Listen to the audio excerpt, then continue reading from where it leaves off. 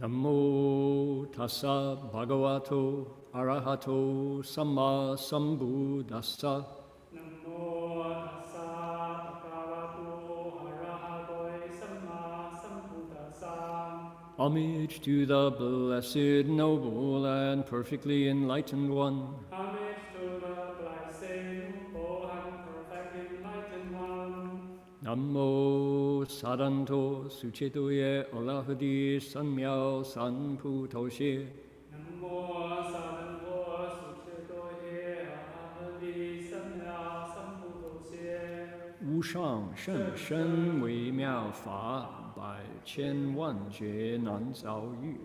我今见闻得受持，愿解如来真实义。Supreme and wondrous Dharma, subtle and profound, rarely is encountered even in billions of eons. But now we see and hear it and accept it reverently. May we truly understand the Buddha's actual meaning. All right, I appreciate the Dharma request. Thank you so much. Good afternoon, everyone. Good evening, everybody. Today is Sunday, February 15th. Here in Queensland, it's Valentine's Day, the 14th, back in California. And we're going to be continuing with our Avatamsaka Sutra lecture experience with the story of Sudana, our pilgrim, entering the Dharma realm. So we've got a certain amount of protocol that has to be done. So first of all, let's see, that's not first, this is next. First was the Qingfa. Next is Woman Qingsheng, who we're inviting the Buddhas and Bodhisattvas of the Flower Garland Assembly and all of the gods and dragons and a full pantheon of spiritual Dharma protectors to draw near. So, okay.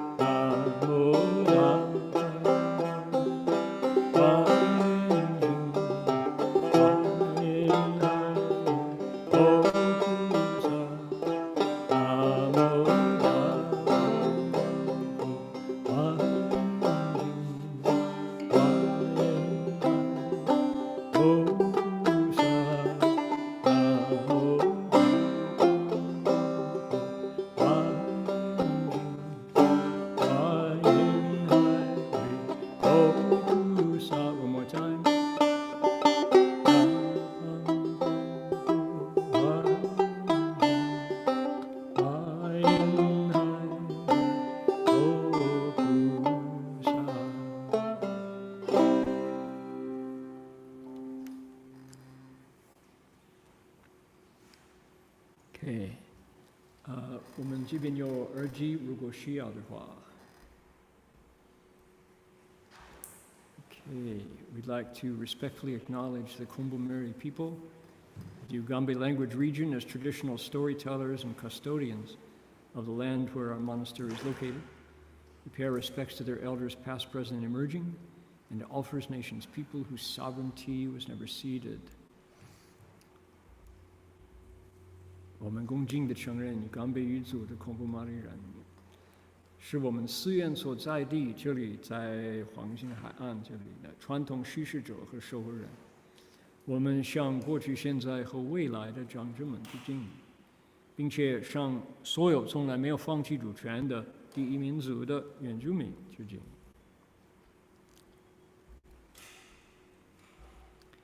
Here's the bell song.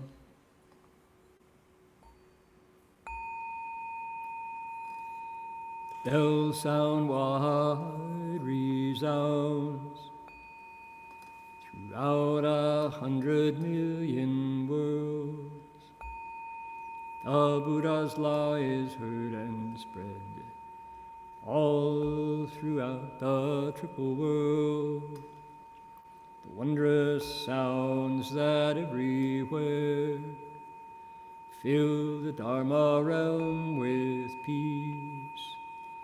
May those who hear it gain the strength to follow in faith the Buddha's path. 众生传3000劫内，佛法扬万亿国中，共熏其意，法界和平，利益报贪我后者。Here we go. Now we're going to slide that up a bit. There we go. All right. Yes, thank you all for joining me in our liturgy, keeping the tradition alive the way people have been presenting Buddha Sutras for hundreds and hundreds and hundreds of years.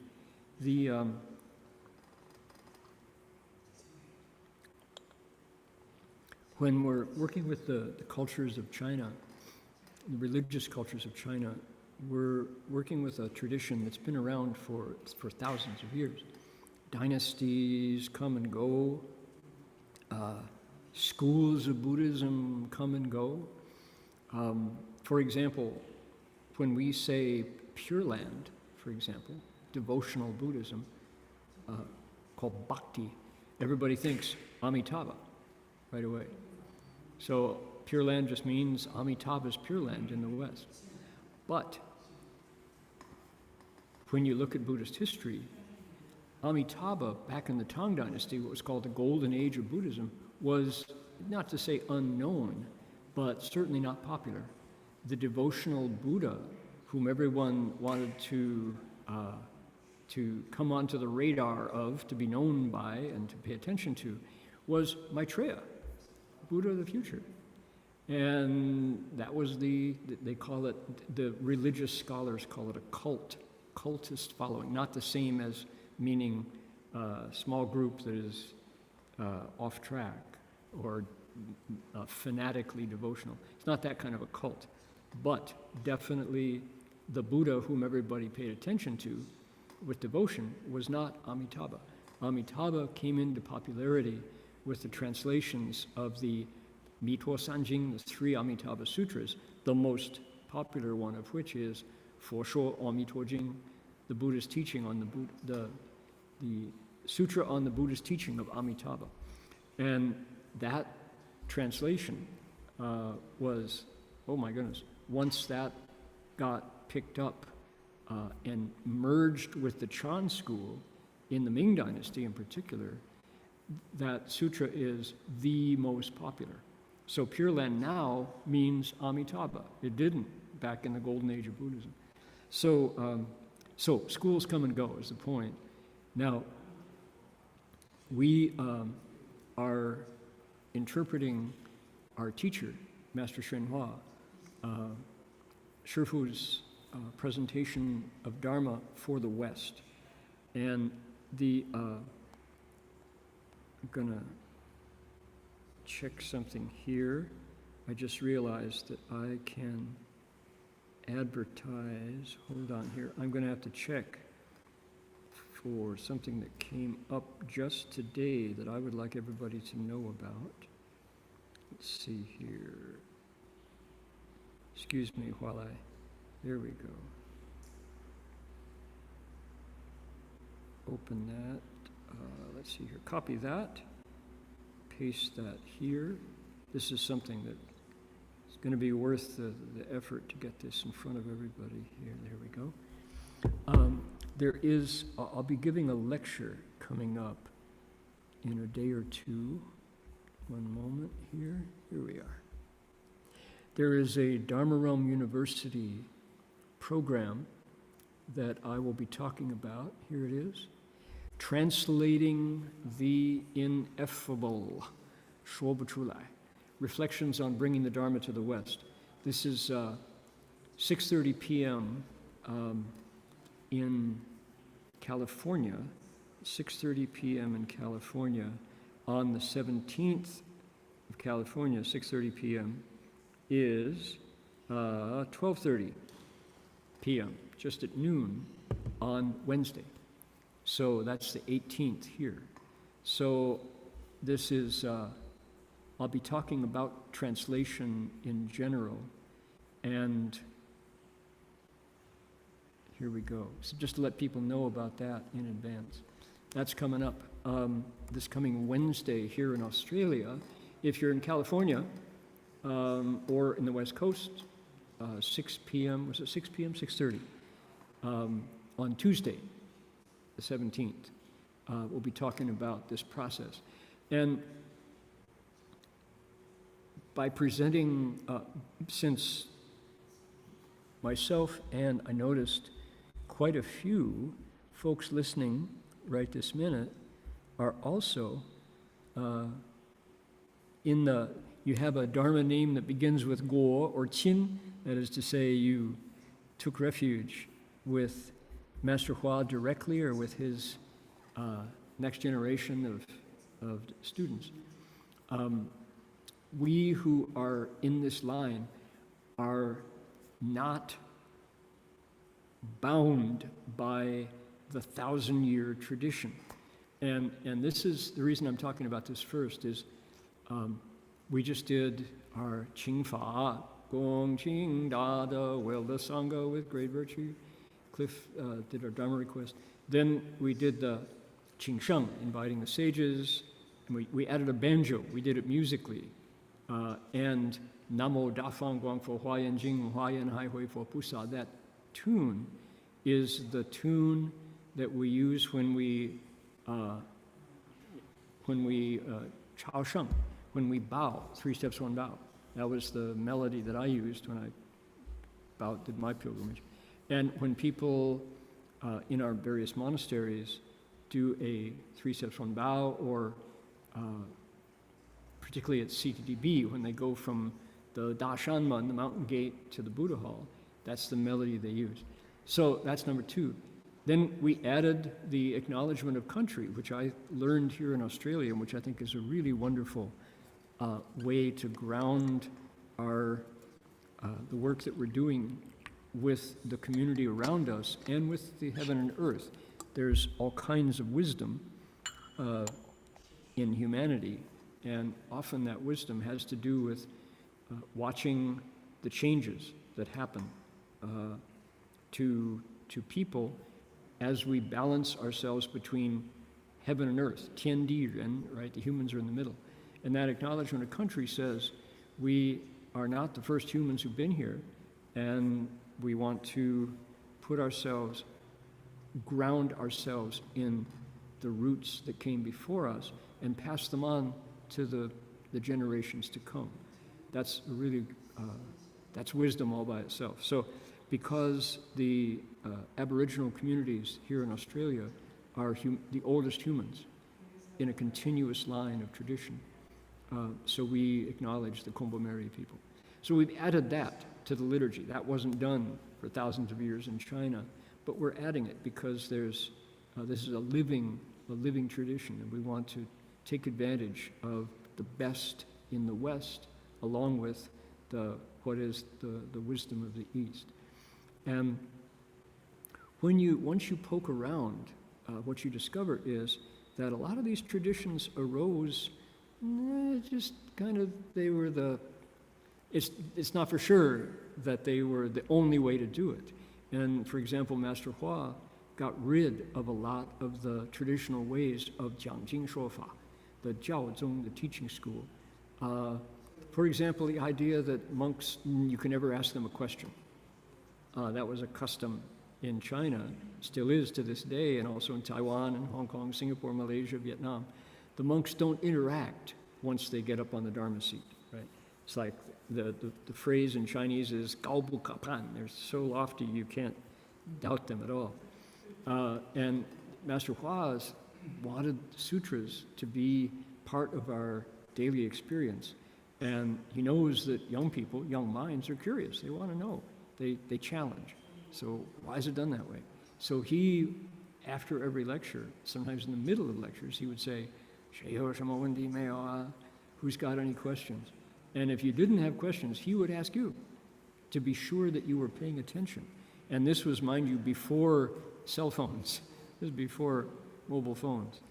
So nobody had their nose in their phone during a lecture. So this is ways that Master Hua innovated. So it's important to keep it alive. The last thing we did in the liturgy was the bell song. We have a beautiful bell. And the bell has a function of clearing the mind. It's kind of like a drink of water after oily food. It kind of cleanses the palate. And there's the tradition in China gives all kinds of spiritual energy to bells, so that they say when the bell is rung with intention, the ghosts and spirits all the way down to the hells realms and in between can hear.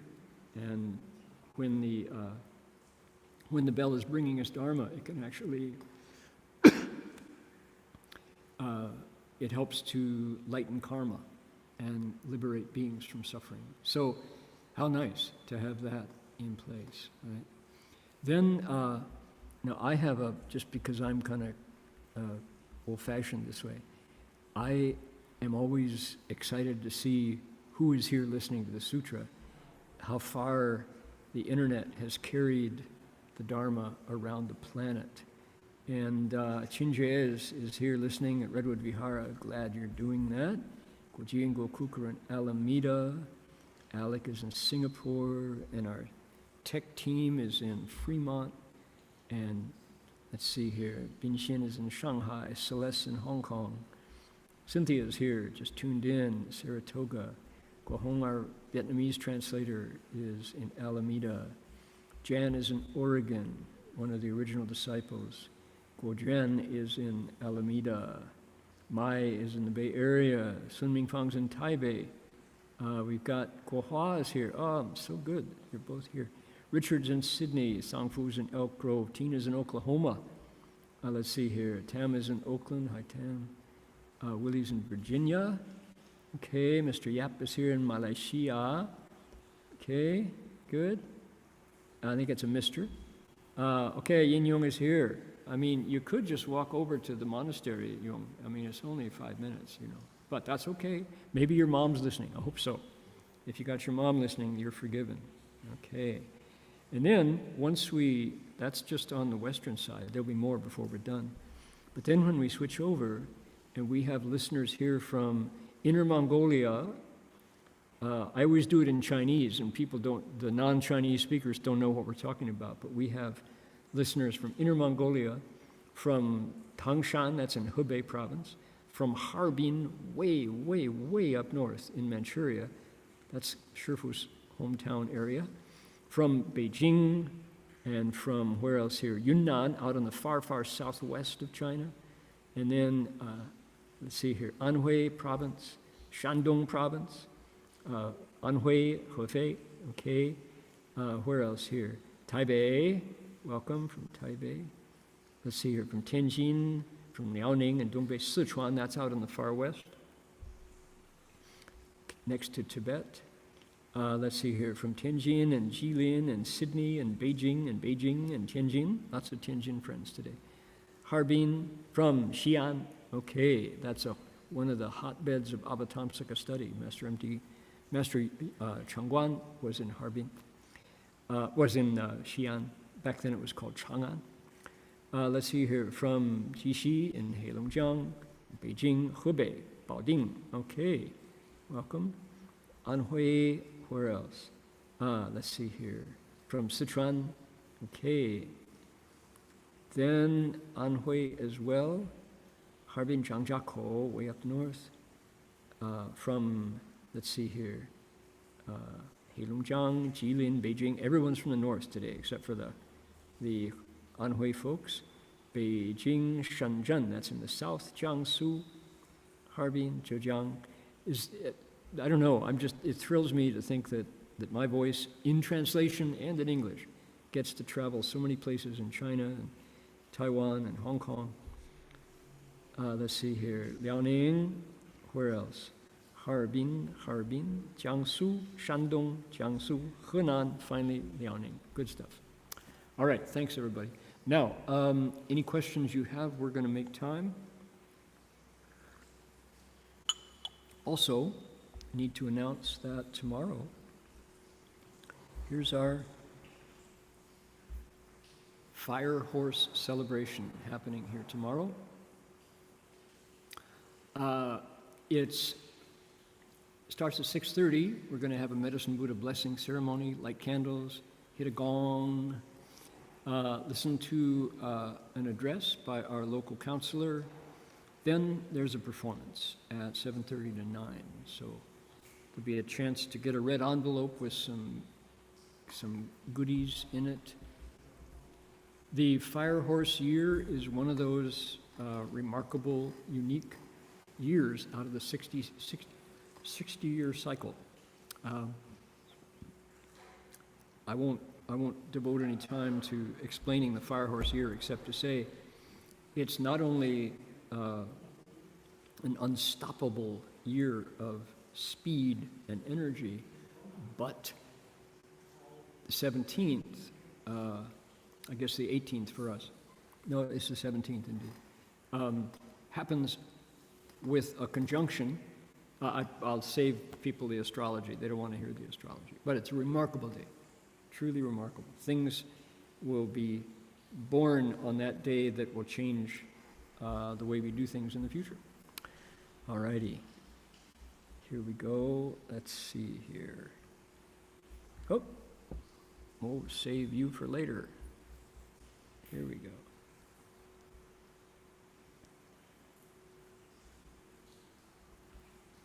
Picture biography, we can actually close that. There we go. Here we are. All right. Now, last week, if you recall, Bhikshu Ocean Banner left his samadhi, his meditation, opened his eyes, stretched his legs, probably did a transference of merit, and blinked a few times, got his circulation back, started to breathe in a normal way, and his heartbeat picked up again. And Sudana watched him do all this for 6 months and 6 days. The sutra specifies that Sudana was there staring at his teacher for 6 months and 6 days. Totally amazing. And he was totally amazed because, who could imagine such a thing? Nets of light, clouds of beings coming out of all parts of his body. Oh my goodness. So all this time, as this experience has been going on, not a single word has been exchanged. They haven't said a word. Now is time for some words. And it's so interesting what Sudana says first. We will go down. We'll just go down to the bottom of the page here, and then pick up. Okay, so we'll do the whole thing. I'll give folks a line if they want to give it back. You're free to do that. Here we go. 过此以后，海川比丘从三昧出，善哉童子善哉童子赞言。圣者稀有奇特，如此三昧，最为深深；如此三昧，最为广大；如此三昧，境界无量；如此三昧，神力难思。如此三昧，光明无等；如此三昧，庄严无数；如此三昧，威力难治；如此三昧，境界平等；如此三昧，普照十方；如此三昧，利益无限. Okay, the word will stop there. There we go. Finally, the bhikshu Ocean Banner arose from his samadhi, and the youth Sudana praised him. Venerable sage, how rare and unique, how profound this samadhi is. How vast and extensive this samadhi is. How limitless are the states that this samadhi encompasses. How complex are the spiritual powers of this samadhi. How pureless is the brilliance of this samadhi. How innumerable are the adornments of this samadhi. How invincible is the awesome power of this samadhi. How impartial is the state of this samadhi. How extensively this samadhi illumines the 10 directions. How infinite is the beneficence of this samadhi as it eliminates the sufferings of all beings. Okay. So take a look. Like I say, first thing that Sudana says, if this were ordinary English, it would be wow, wow, 稀有奇特. Sudana says, this is incredible, awesome. So, 稀有 literally means rarely exists, meaning how rare, meaning far out. He says, oh sage, wow, and 奇特, meaning really special, really, really special. Now, Sudana is 20 years old. He's this young guy, and he doesn't speak like a scholar. He speaks like a young man that he is, and he can't hold his emotion because he's just seen something that expanded his imagination. He's just seen something that no one could have described before. This incredible samadhi with all these different beings emerging from the monk who's in samadhi, and all the beings are doing things to benefit beings, to speak Dharma, So he's just like, wow. And he stood there for 6 months and 6 days. Finally, when the spell is over, he goes, 哎呀, 圣者稀有奇特, wow, really wow, it's amazing. And then we have 1, 2, 3, 4, 5, 6, 7, 8, 9, 10. 10 roots of Sanmei. Samadhis like this are, and then 10 things that samadhis like this are. So we have Sudana's appreciation of the meditation states that this monk has been in. And it's all, so mind you, so Sudana's the student. This is the first time he's seen anything like this, and yet he's still able to give an impression. Sudana is happily giving his feedback. He's got feelings, ganxiang, and it's praise, it's amazement, and you know that there's a bit of excitement because why? He's going to learn this. He's going to learn how to do this himself from his teacher. That's his job as the student, the pilgrim.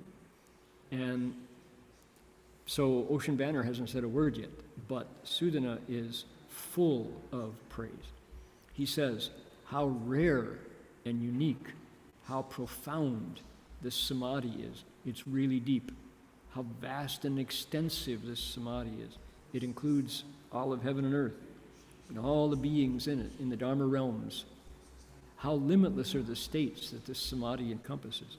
It just keeps going and going and going. I could have stood for another 6 months, and if you'd been willing to demonstrate.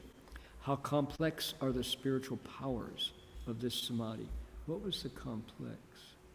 Roots is the sea. Shenli, roots is Sanmei. Shenli, Nansi. So hard to imagine. Nansi. Let's see, is that the right one? Was it? Yeah. So, hard to think of is complex. All right, that's interesting translation. Okay, messed up my window here. Okay, here we go. How peerless is the brilliance of this samadhi, so much light. How innumerable are the adornments of this samadhi. Are you counting the decorations?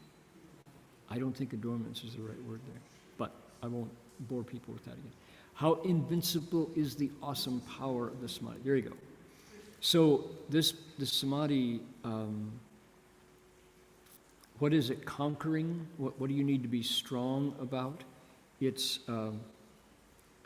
the power of the samadhi is its ability to banish ordinary false thinking, discursive thinking. It cuts right through the mind to catch your attention, to catch my attention, and to command my respect.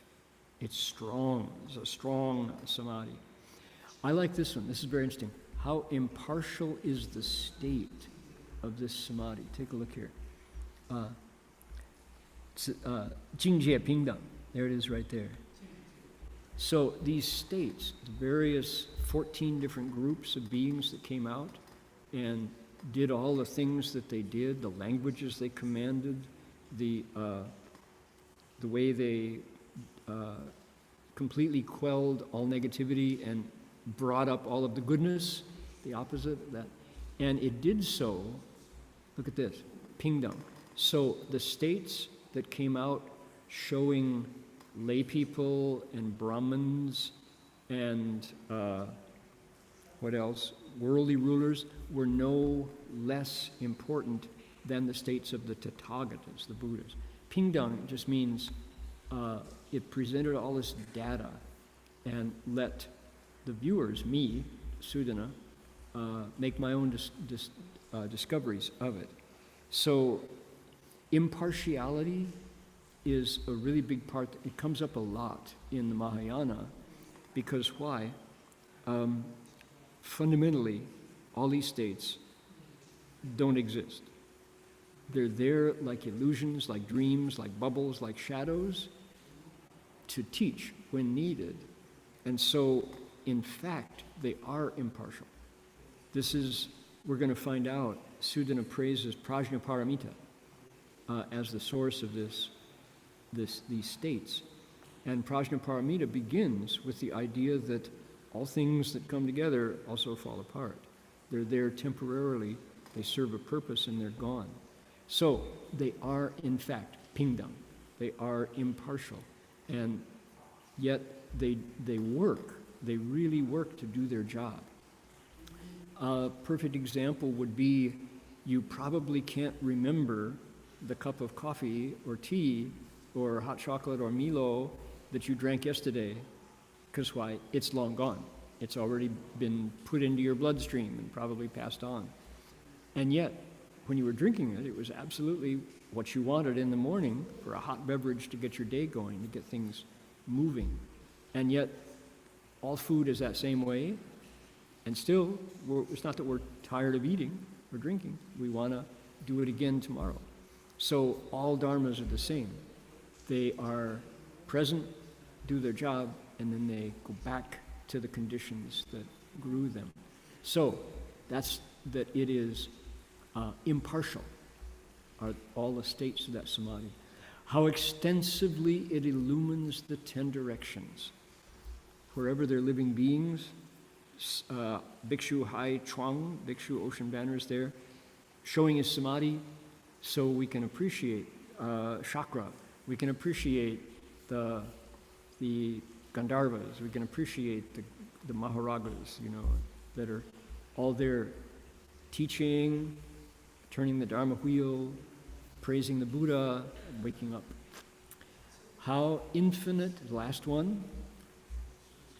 This is interesting. Usually the first one is the summary, but here, the last one is a new summary for what follows.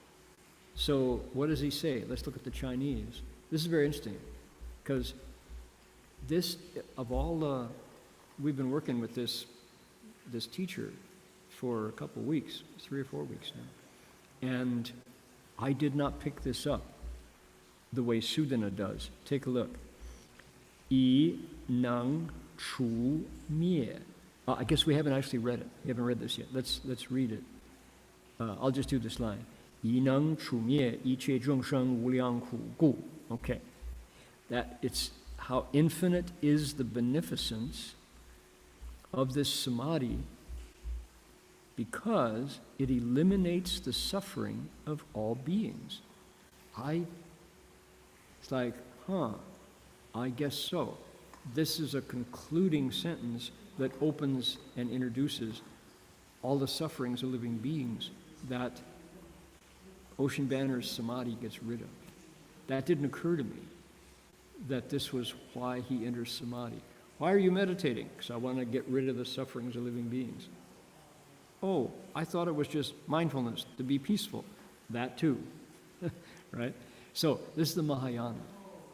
And where people criticize, I remember hearing this from some of my old friends when they heard that I was going to be a monk. They said, what a waste of time. You could have done something useful. You're just going to sit there like a bump on a log. What's the good of that? What do you hope to get out of that? Isn't that selfish? Those are the critiques that I heard. And look at what the Avatamsaka Sutra just said to us. Sudana says, this samadhi does infinite good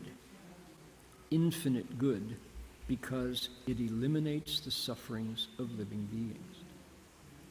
Okay, so my ears go ding, ding, ding. That's an answer. That's an answer to the people who say, what do you want to get out of that? Isn't that selfish? Just sitting there, what a waste. Seems like it's the opposite. But the sutra is going to give us evidence. How is the question? How does it 除灭一切众生无量苦? Because it says, 所谓, by this I mean, it says, and look, we've got 能令, it can make, it can foster. Look at all the 能令 here. There's a whole bunch of things that meditation can do. Let's start here, and we'll go all the way down to the last 能令, okay? Here we go. I'll give it to you, you give it back, please. 能令一切众生离贫苦故，出地狱故，免畜生故，闭诸南门故，开人天道故，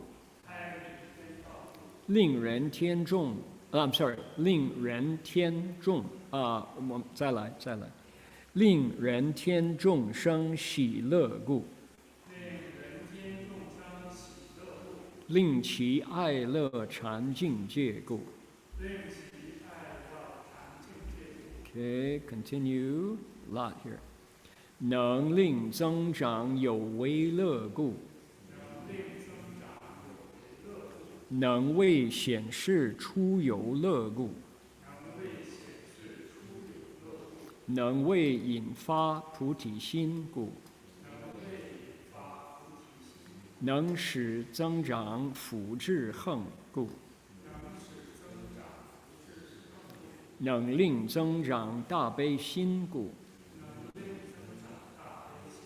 能令升起大愿力故，能令明了菩萨道故，能使庄严究竟智故，能令去入大圣境故，能令照了普贤恒故。Okay, we got 3 more. 能令正得诸菩萨地智光明故，能令成就一切菩萨诸愿恒故，能令安住一切智境界中故。All right, wow, that's a lot. That's what a samadhi can do. All right. So, here we go. Here's the English. Sudana says, wow, he says, this sutra, the beneficence, the goodness of this samadhi, as it eliminates the sufferings of beings, he says, here we go. That is to say, this samadhi can make beings leave the suffering of poverty, escape the hells, avoid the realm of animals. It closes the door to difficulties. It opens the path to humans and God states. It makes human beings and gods rejoice. It makes them delight in the states of dhyana. It increases the delights of conditioned things, shows them the joy of leaving conditioned things. It inspires them to bring forth the Bodhi resolve. It makes them increase their practices of blessings and wisdom. It increases and develops their mind of great compassion. It makes them bring forth the power of great vows. It makes them understand the Bodhisattva path. It adorns them with ultimate wisdom. It lets them approach the states of the great vehicle. It illuminates the practices of Samantabhadra Bodhisattva. It makes them realize the light of wisdom of Bodhisattva stages. It makes them succeed in the vows and practices of Bodhisattvas. It makes them live at peace within the state of wisdom of omniscience. All right. That's what meditation does. So this list of things is kind of, to generalize, it's the effect. So what he's seeing is, what he's praising, Sudana is praising the effect of this meditation on others who witness, particularly getting rid of their suffering. That's what he said. It was, it's infinitely good. Beneficence means goodness. It's so good. Darn it again. I gotta slide around here. Sorry. It can get rid of the ku, the limitless ku, of the suffering of living beings. It chases your blues. It gets rid of the bad parts of life in limitless ways. How? Well, let me show you, he says. I'm dancing around my trackpad trying to get it focused and big. There we go. Okay, and he says, I'll tell you what I mean. That is to say, so wait, this samadhi can, okay, that's the Nangling part. You get all these different lists of things that it can do. It takes us out of poverty. There's all kinds of poverty, spiritual poverty. It deepens, it enriches your spirit. It brings us out of the hells. If you can enter samadhi, your mind is not doing evil. You're not creating the causes of the hells. It takes you out of the realm of animals.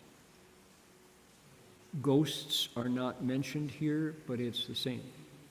And as our teacher, the way our teacher explained the realm of ghosts, he says, there are as many different kinds of ghosts as there are kinds of people.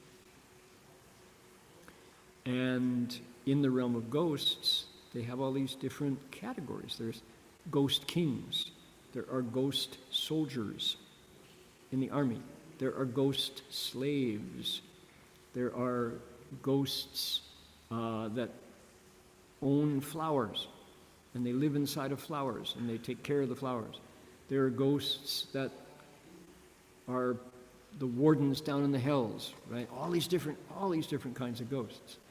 And there are ghosts that are able to cultivate as well. The Restored Bodhisattva Sutra talks about ghost kings who are there specifically to help beings leave the hells and the realm of ghosts. And King Yama's realm, the realm of darkness, Yoming Nari. So, this samadhi is suitable for beings who are human and poor, who are in the hells, who are in the realm of animals. If there are ghosts who cultivate, this is a samadhi that can help them.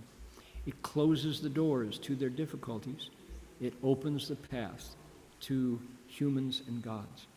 Okay, think about this.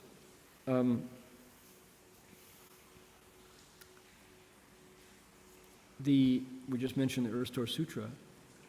King Yama is a figure, Yanloam the ghost, the lord of the underworld, of which there are 10 in the Buddhist telling of it. King Yama is a figure whom, the way the story goes according to the Buddhists, we meet every time we die, if we are not in the Pure Land.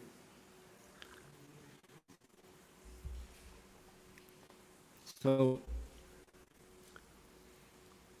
the reason we don't know that, the reason we forget that, is because the memory maker, our consciousness that allows us to remember, is based on having a body. So if we are in between bodies and we are what's called the Dilu Ishu, the sixth consciousness, the intermediate skanda body, Zhongyin Shen, the thing that travels out of a body when we die, that's the thing that goes to meet King Yama. We don't remember. Do you remember what things were like when you were 1 year old? I don't. 2 years old? I don't. 3 years old? What's your earliest memory? It takes a while for us to conceptualize experiences more than simply feeling them emotionally. So, yes, indeed. And yet, King Yama has a file on us that goes lifetime after lifetime. So, especially this lifetime. So, okay, when it says it closes the doors to difficulties and opens the paths to humans in God's state, that's talking about that experience with King Yama. Because outside of our bodies, we are judged by the deeds we have done in our last body and possibly the collected offenses and blessings of lifetimes. And King Yama pounds his gavel. He goes on his desk with his gavel, says, you have earned your next lifetime in the next womb. Go there. He decides. Next case, right?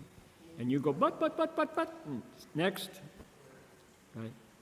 The stories go that if we have done good in this life and benefited beings, particularly if we've cultivated the way and amassed goodness, then King Yama allows us to go to a very wholesome rebirth with conditions that favor us, that we want to meet in our next bodies.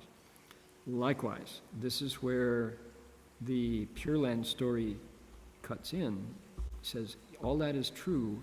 However, if we have created affinities with Amitabha or Medicine Buddha or other Buddhas whose vows include Pure Lands, we go right over the top of the courtroom where King Yama determines our next rebirth, and we avoid all that, go directly to meet Amitabha and 6 great bodhisattvas.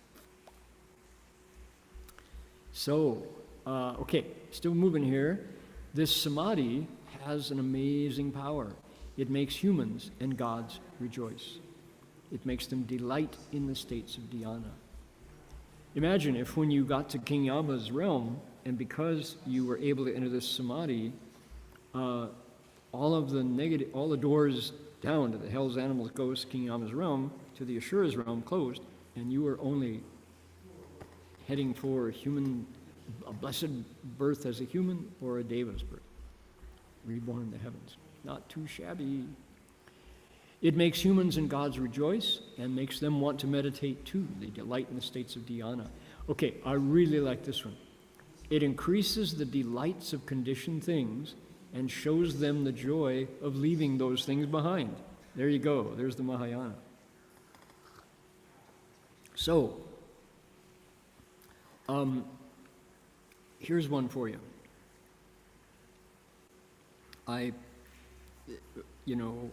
In the morning, chance to drink something. Some people are coffee drinkers, some people are tea drinkers, some people do all kinds of, in India it's chai, some people get a head start on their drinking a beer, so Guinness in the morning. People drink Guinness in the morning? Probably not. So, to increase the delight of conditioned things. Buddhism is not world-denying. You don't become, the English word is misanthropic, a misanthrope in French, somebody who hates the world. That's not, Buddhism doesn't do that to us. What it does do is say, when we meditate, when we can enter the samadhi, simple things get big. So, here in the Gold Coast of Queensland, we have a reservoir that has really tasty water. Our water here, although the water changes sometimes depending on the rainfall, but what I like to do is let water sit. So even the chlorine, there is, chemicals in the water, it's true. It's not like fresh rainwater that you collect in a barrel. It's, if you let the water sit and then drink the water, it's delicious. It's delicious. And even out of the tap water here can taste really good. And that's not true everywhere. So, if you are a meditator, 少欲知足, it says, with fewness of desires, your mind knows contentment. Oh my goodness. It's amazing. Here's another example.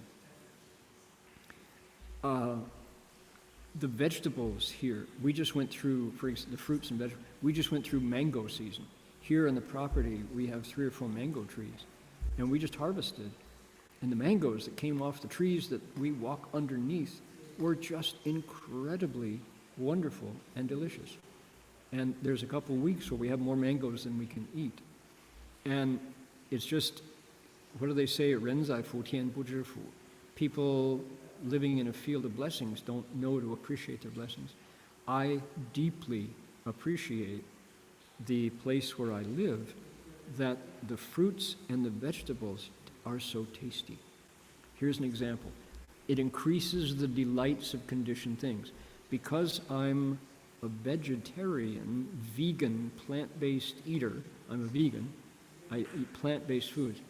So I run into a lot of vegetables. I eat this amazing number of vegetables every day, and our chefs create vegetables that are lightly seasoned, sometimes just steamed. And for example, broccoli is hugely flavorful. If you have the blessings to live in a place where broccoli is available, the closer to the ground, the better. We have, our garden is now producing all kinds of yummy, delicious vegetables right out of the ground. So if you, let me switch. We don't grow broccoli. We do grow all kinds of bok choy. So small cabbage, bok choy, right? And the bok choy shows up on the lunch table where we get our food, fresh, just out of the ground and washed. And then there's a hot pot of hot water there. Drop it in, and it sears it quickly, and then you bring it out and eat it. The flavor of that quickly, I guess it's called blanching. That's what it's called in the cooking term. That bok choy that was in the ground a couple hours earlier, when it's just been passed through enough hot water to soften it, is a world of flavor. It's extremely satisfying. And you don't have to cover it in sauces. So as a meditator, I have begun to appreciate less and less seasoned food and let the thing taste, let the flavor of the 小白菜, the bok choy, announce itself, and you just, as you chew it, it's just, that's what bok choy tastes like. That's what little cabbage tastes like. So this is meditation increases the delights of conditioned things. It doesn't mean we hate the world, but it shows the joy of leaving conditioned things at the same time. What does that mean? You don't attach to it. I appreciate right now a large part of the United States is digging out from ice and snow, what are you talking about? Fresh bok choy, fresh broccoli, right? Mangoes. Wait 3 months when the ice goes away, and you might get fresh vegetables. Vegetables in Vermont, vegetables in Michigan are trucked in from Texas or Mexico. I don't know if anymore, tariffs. But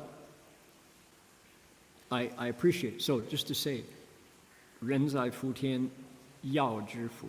If we're in a field of blessings, appreciate it. And let the things be themselves, and then don't attach when they go away.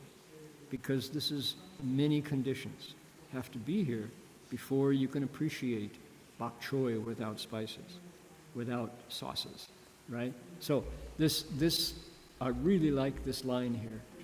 Simple things satisfy, that's another way to say it. You can be satisfied by simplicity, and when you don't have that, you're not attached. There is joy in letting those things go. Chocolate, ice cream are not to blame for our addictions to them. The chocolate is innocent. The ice cream is innocent of blame. It's our minds that require more and more and more and more and more complex flavors before we can taste anything. That's our problem. That's not the fault of the thing. All right. What else? It inspires living beings to bring forth the Bodhi resolve. It makes us increase our practices of blessings and wisdom because we want to make that samadhi work. We want to go deeper and explore that samadhi. It increases our mind of compassion because we understand how connected we are to all beings and how any pain they feel, we feel. It helps us bring forth great vows so that we can share this joy. Makes us understand the Bodhisattva path. Samadhi is the second step. Precepts, samadhi, wisdom. And then it shows them the splendor of ultimate wisdom, makes us want to become Buddhas. It helps us approach the states of the great vehicle, Mahayana. It illuminates the practices of Samantabhadra. Okay, this is key. Tomorrow night at CTDB, I'll be explaining the 10 transferences chapter. And we're in the 9th transference. And over and over and over again, Samantabhadra Bodhisattva comes up. He's so important to the Avatamsaka. And his 10 practices, which are simple practices of the monastery or the community. Bowing, praising, generosity, repentance, personal, right? Rejoicing, requesting, 2 kinds. Requesting the Buddhas turn the Dharma wheel, requesting Buddhas don't enter nirvana so soon. Studying with living beings, those are the social ones. 2 more. According with beings, understanding where they're at, learning to work with them, and then dedicating merit. That's it. Those are the particular practices that Samantabhadra Bodhisattva advocates. Those are the paths to Buddhahood. So, it illuminates, this samadhi shows the value. When I did a pilgrimage to CTDB from Los Angeles, along with Bhikshu Heng Chao, we really started just at a certain point, it was a year and a half into the pilgrimage, started to appreciate how Samantabhadra's practices and vows are like a basic, we called it the contours of the deepest mind. Nowadays we'd say it's probably an algorithm. It's a fundamental algorithm that threads through living beings when they connect with the Avatamsaka Sutra, the path to Buddhahood through the Bodhisattva way. It helps them realize the light of wisdom of the 10 Bodhisattva stages, Shri. Helps them succeed in the vows and practices of Bodhisattvas. Makes them live at peace within the state. Look at this one. This is one of these Avatamsaka phrases. 能令安住一切智智境界中. So the wisdom, the knowledge of all knowledge, the knowledge of omniscience, so you can rest there, stay there, and not leave it. Yeah, that's a real samadhi. Okay, last line for today. He says, 圣者此三昧者名为何等? Venerable Sage, what is the name of this samadhi? Now, should I leave you hanging, or should we name it? Because it's got a long name. But let's do this before we leave here today. Here we go. 海窗比丘言善男子此三昧名普眼舍得又名般若波罗蜜境界清净光明又名普庄严清净门 He says, good man, this samadhi is called renunciations and attainments of the universal I. It's also called the pure light of the state of prajna paramita. It is also called the gate of universal adornment and purification. Okay, that's where we're going to pick up next week. There's something coming up. Sudana is not ready to let him go, so he says, what's it like? What's the state of the samadhi? Ocean Banner goes, boy, when you enter the samadhi, all this stuff. He really goes into it. He shares. And this is when Sudana gets his instruction so that he can do it too. That's what he wants. Whew. This is so good. All right. Tomorrow being our celebration of Lunar New Year's, here the fire horse, I've got I asked Sam what I should do. Sam says, Guan Yin. So I said, okay, Guan Yin. So I thought there's all kinds of new Guan Yin songs. And one of the fundamental, when people think of Guan Yin, they think of the Pumanpian, Universal Door chapter, which is a chapter of the Lotus Sutra. So how many times do you get a chance to sing the Lotus Sutra in English with a banjo? The answer is never, Dharma Master. Well, let's fix that. Okay. So this is the Sutra on the Lotus Flower of the Wondrous Dharma, otherwise known as Lotus Sutra. The chapters, chapter 25, the universal door of the Bodhisattva who listens to the sounds of all the world. All right? Make it a little bigger here. So, the Pumanpian, the whole thing is quite lengthy, too long to sing. And after the prose, there's verses that repeat. It's a conversation between the Buddha and a bodhisattva whose name is Wujing-yi, Infinite Resolve Bodhisattva. And Infinite Resolve asks the Buddha, tell me about Guan Yin. Where did she get the name? Where did her strength come from? So there's a prose section, begins with the Buddha describing troubles that Guan Yin saves you from. There's 7 of them in particular, and the phrase that repeats is Nian bi Guan Yin Li. Literally, think of or be mindful of the strength of Guan Yin Bodhisattva, or power. Remember Guan Yin's power. So it repeats. Recall the strength of Guan Yin Bodhisattva. Recall the strength of Guan Yin Bodhisattva. Recall the strength. This repeats many times here. That's the theme, the boilerplate that repeats every time. Now, translating Nian Bi Guan Yin Li. At first, I thought evoke the strength, meaning call on. You call on the strength of Guanyin Bodhisattva. That's interesting. Kind of like you give her a call on your phone. That's kind of the, Nian can also mean yi nian, 我记得, I remember the strength, recall the strength of Guanyin Bodhisattva. And that would also work here. In fact, we might call on. That might work. Call on the strength. Call on the strength. It's got to recall the strength. It's got to fit the line that goes da da da da da da da da da.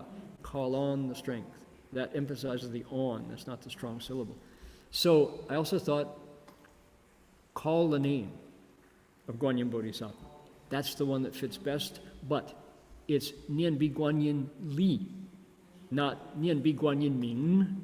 So I didn't quite dare say, call the name of Guanyin Bodhisattva. That would be my favorite choice to fit the line, but I thought, you don't want to, So, call on the strength.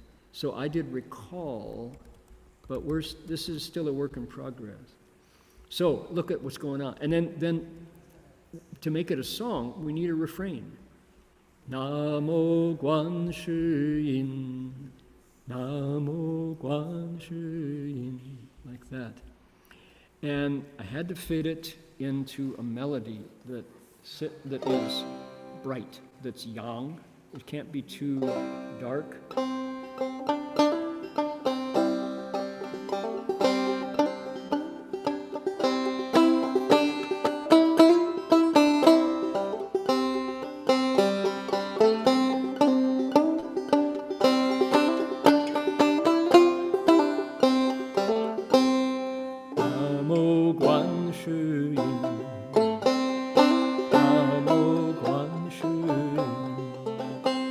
This banjo is very bright. I don't want to overpower my own voice.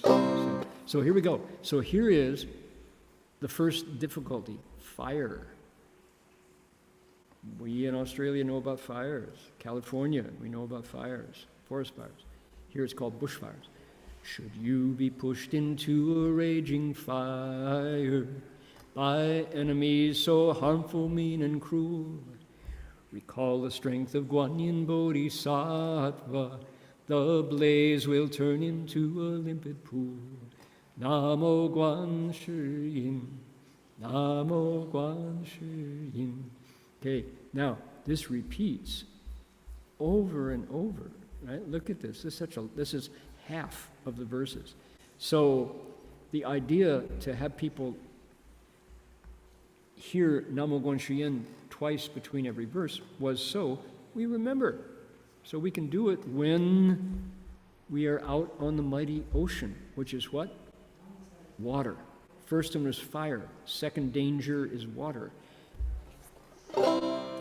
If cast adrift upon the mighty ocean, where dragons, ghosts, and sharks in turn surround, recall the strength of Guanyin Bodhisattva. You'll float atop the waves and will not drown. Namo Guan Shi Yin, Namo Guan Shi Yin. Third one is what? Enemies. You're up on top of Miao Gaoshan on Mount Sumeru. Somebody pushes you off. So enmity, trouble, enemies you have. What do? Recall the strength of Guanyin Bodhisattva. Suppose an evil person pushed you headlong from atop the peak called Wondrous Tall. Recall the strength of Guanyin Bodhisattva, and like the sun in space you will not fall.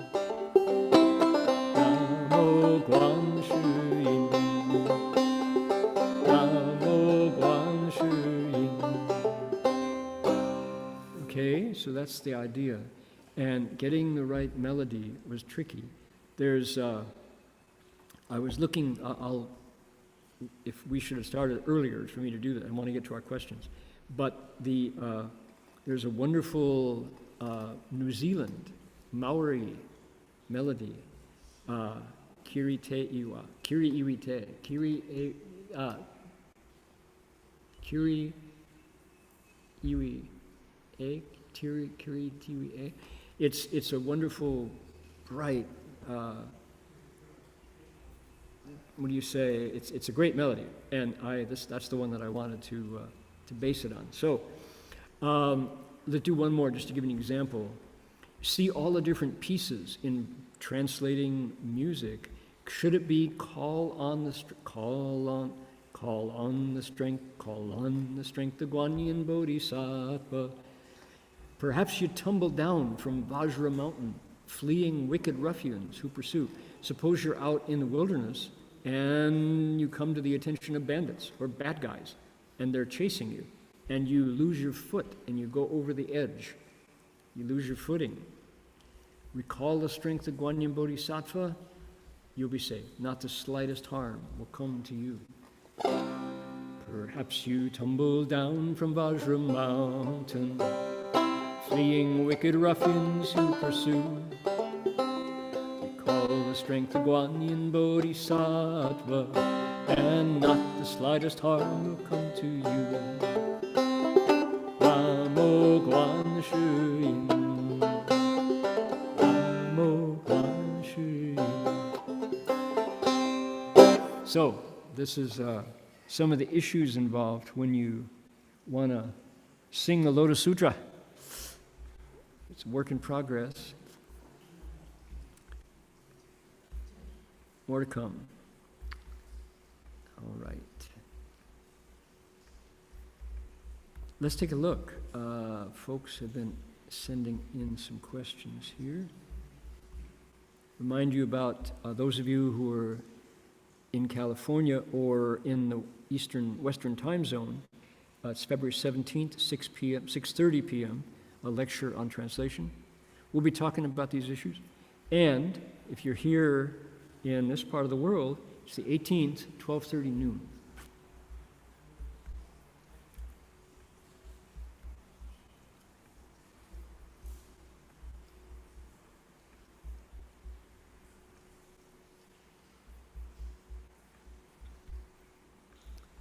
Okay, a friend in Tianjin says, for the last month I've been meditating regularly, 15, 20 minutes every morning, good for you, and night, twice a day, wow.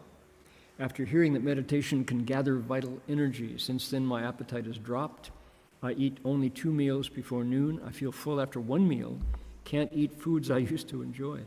My activity level and strength haven't changed. Could this be what is meant by being nourished by the joy of meditation? 禅悦为师，法喜充满. I don't do Chan contemplation. I recite the Buddha's name using the Shi Sheng method. To reduce wandering thoughts, I haven't experienced any deep meditation states. Okay, 就说近一个月我每天早晚打15分钟、20分钟的打坐，就会积极精神。之后饭量明显变小，让过午不食，但一顿就饱了。连以前爱吃的东西现在不吃了，没有胃口。不过日常活动不变，也不觉乏力。OK， 请问这算禅悦为师吗？我不修禅，我不参禅，只是念佛用十念法减妄想，也没有什么深的境界。Okay, so my advice to you is, if you are not a monk, if you are not a nun living in a monastery, 1 meal a day shouldn't be a rule for you. Why? Eating once a day, although you say you used to eat you used to eat regularly, now you can get by on one. To eat 1 meal a day, 日中一食 is a 苦行, that's a 妥妥行, that's a Dhutanga practice for people who are full-time meditators, who don't use their energy to do other things. So I would say for you, I don't know what your lifestyle is like, that would be an extreme. Stick to the middle. Stick to the middle.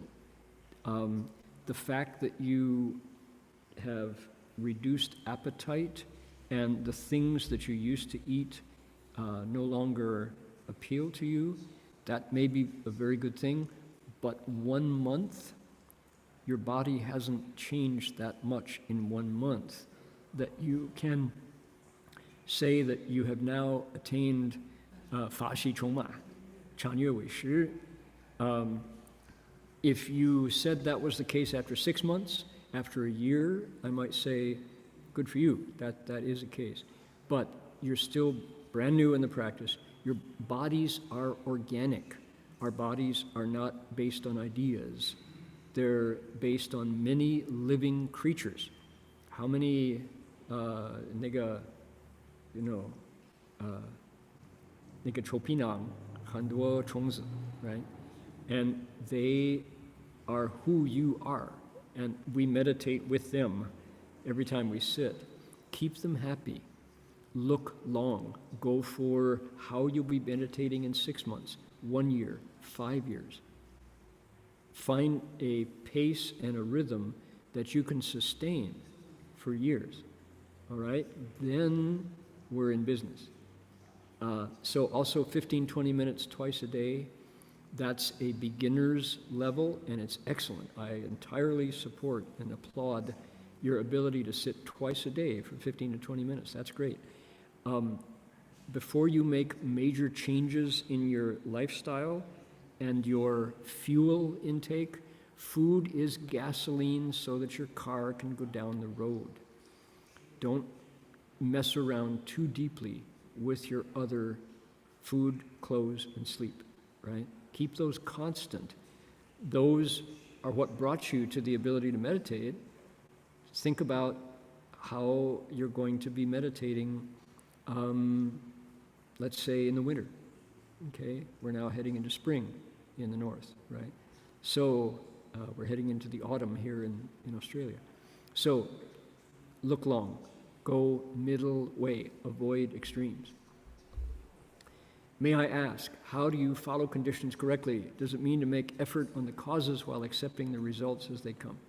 If we treat everything as just follow conditions, wouldn't that mean using it as an excuse to give up whenever difficulties arise?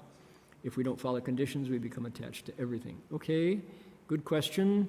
The folks who are asking these questions are thoughtful. I appreciate that. 请问随缘是应该怎么样随缘呢？是因上努力就说就因上努力，果上随缘的意思吗？如果什么事情都去随缘，那就说不是意味着遇到困难的事情就以随缘作为借口放下嘛，放弃。如果 right, okay, this is a very thoughtful question, and avoid the extreme, which you've pointed out. Yes, it could mean that if you interpret it to the extreme point. Use common sense at the same time. Bodhisattvas are very practical at the same time that they are following a principle, right? So, 随缘, Samantabhadra's 9th vow, Heng Shun Zhong Sheng, you could also take that vow to the extreme point and say whatever living beings want is fine. If they want to go out and get drunk and gamble, isn't that fine? Heng Shun, 我就 Heng Shun 他们. Wrong. Keep common sense. It's based on 随缘 is based on what? It's based on kindness. 随缘 is what Bodhisattvas do when they do 方便智慧，他们随着众生的机缘来度他们。So in our Master Xuanhua's 三大宗旨，随缘不变，不变随缘，right? So it means you use wisdom. You look at the situation, and if you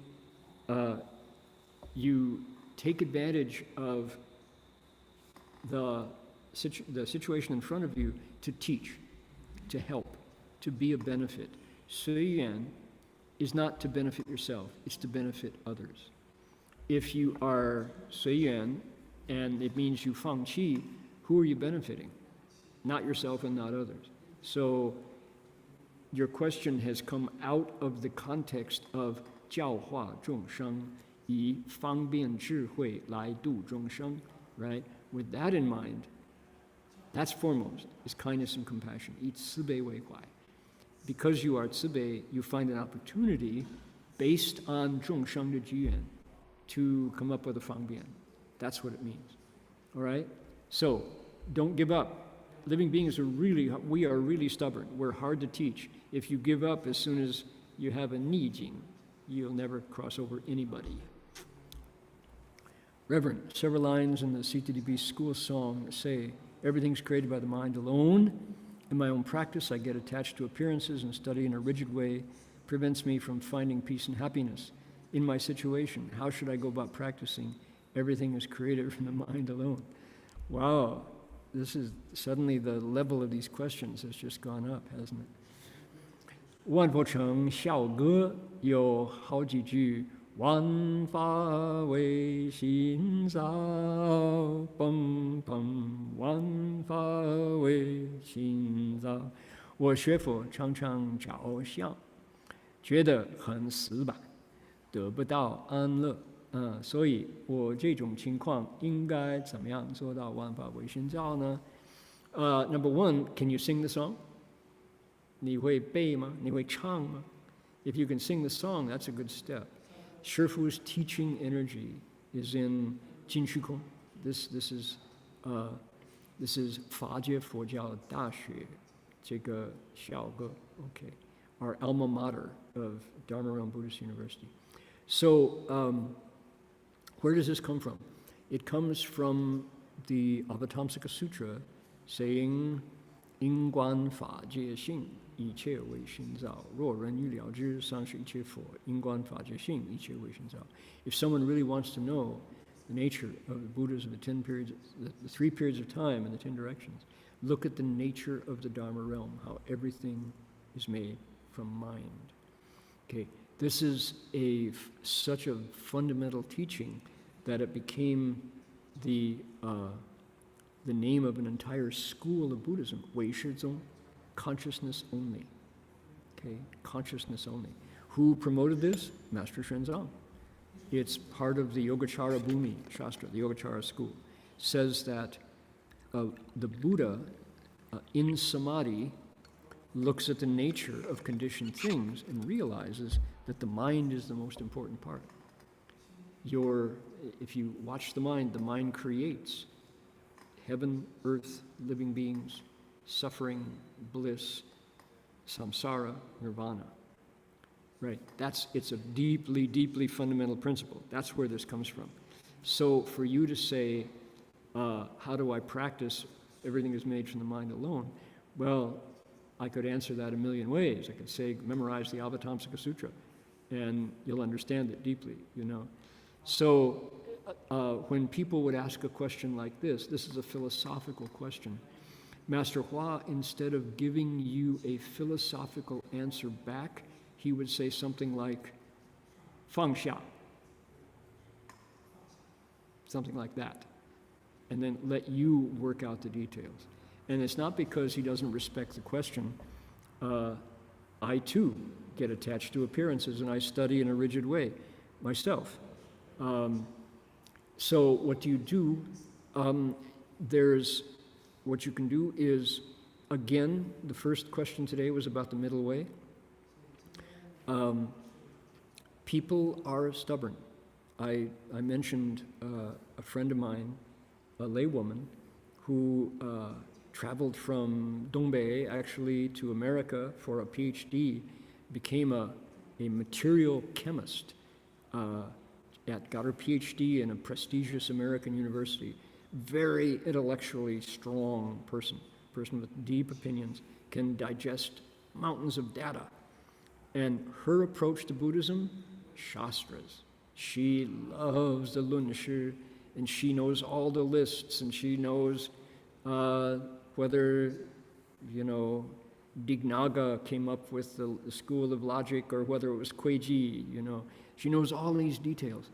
And yet, she finds herself frustrated because she somehow can't connect her heart to Buddhism.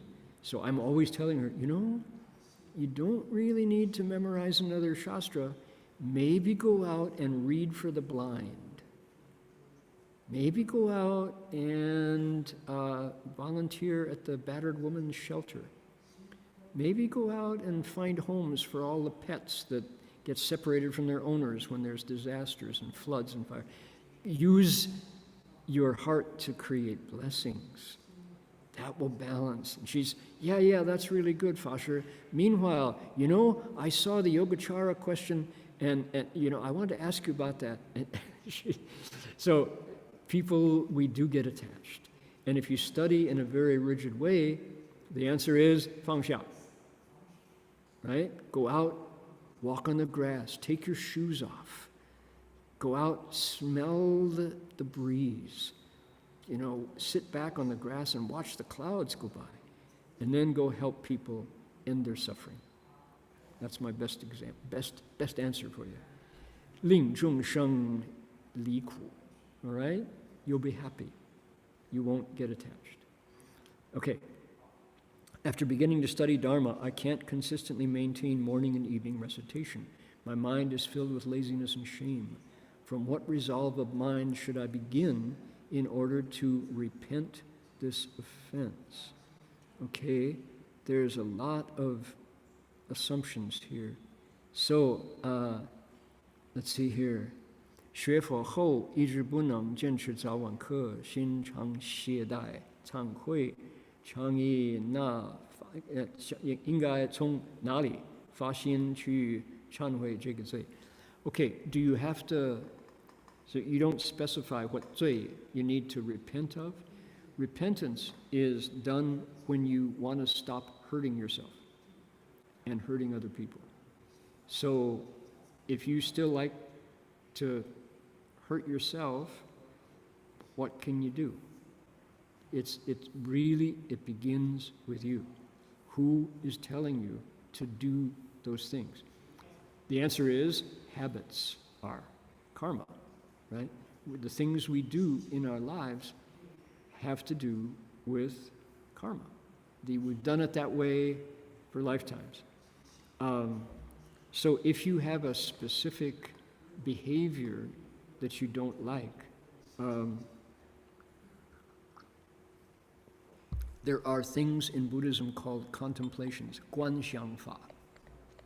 If you're a man and you can't stop looking at women with thoughts of lust, the contemplation is the 不净观. Contemplate that right under the skin there's all kinds of colors and smells and sticky things and little red things, and right? The skin covers the reality of the body, and underneath all the muscles and liquids, there's bones. So monks often, I've been in Theravada monasteries where they have a full-time human skeleton hanging up right there. They went to a medical college and got a skeleton donated. So the monks, as they meditate, look at the skeleton and understand that that's me. I am that. Those bones, that's in there right now. This is my hand, but it's a very thin layer of skin and stuff. So that's the 不净观. If you are selfish and stingy, then there's the contemplation of generosity and abundance, and you can actually help Maitreya Bodhisattva, 不带和尚, to help you be generous instead of being stingy, right? So there's all kinds of, the paramitas, the 六度, are 对治法, they're antidotes.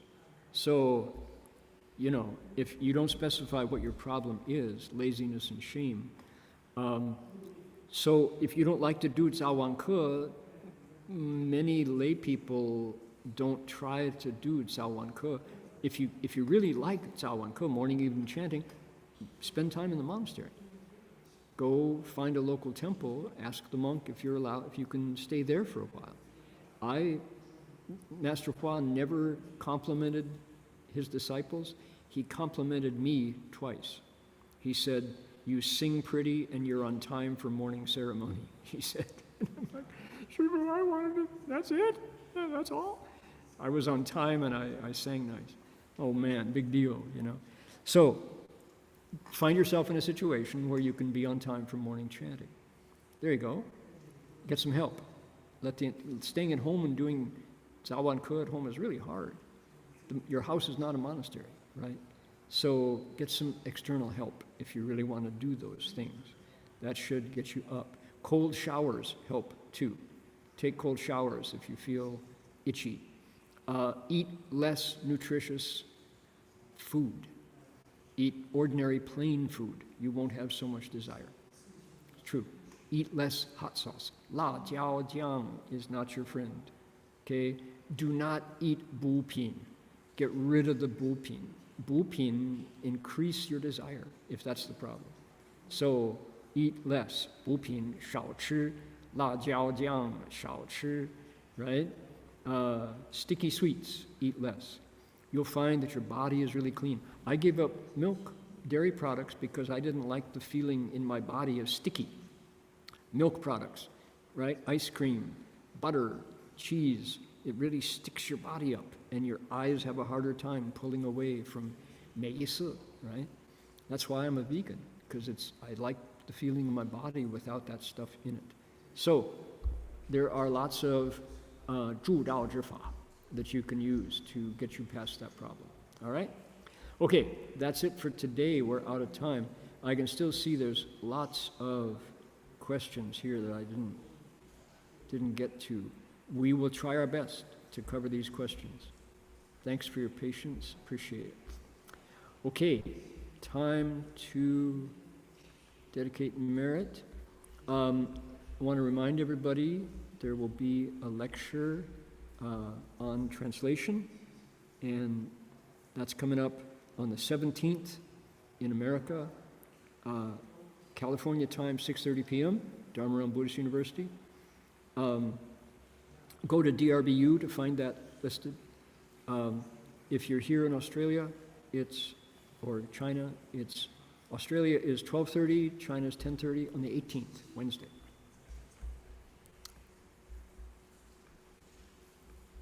Okay, here we go. Should we do a Medicine Buddha chant today to kind of cool things off?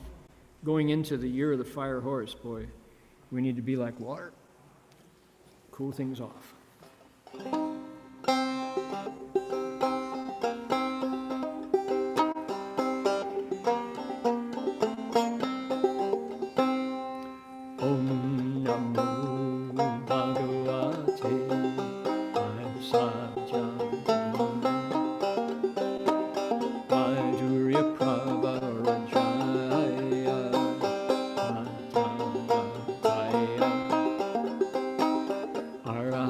Samyak Sambuddhaya Bhajata Om Vaisaji Vaisaji Vaisaja Samukate Swaha Om Bhagavate Vaisaja Guru Prabharajaya Atagataya Arahate Samyak Sambuddhaya Bhagavata Om Vaisaji Vaisaji Vaisaja Samukate Swaha. One more time.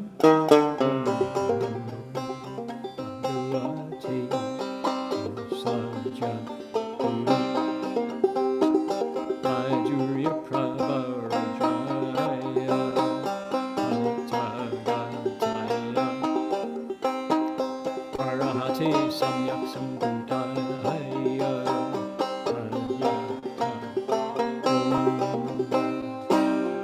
Saji, saji, saja,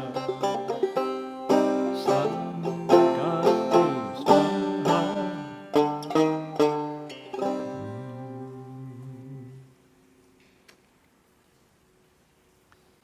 I'm going to save my comments here before we shut it down. Save the chat. There we go. All right. You want to bow to Guanyin Pusa? Let's do that together. Here we go.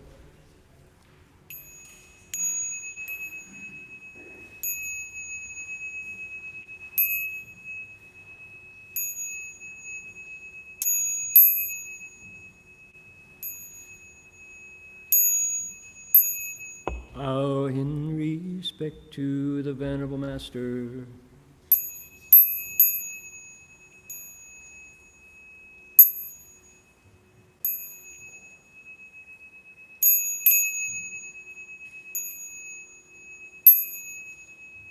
Okay, that's it for us for today. Happy New Year, everybody. Amitofo. See you again next week for more Avatamsaka Sutra. Bye now.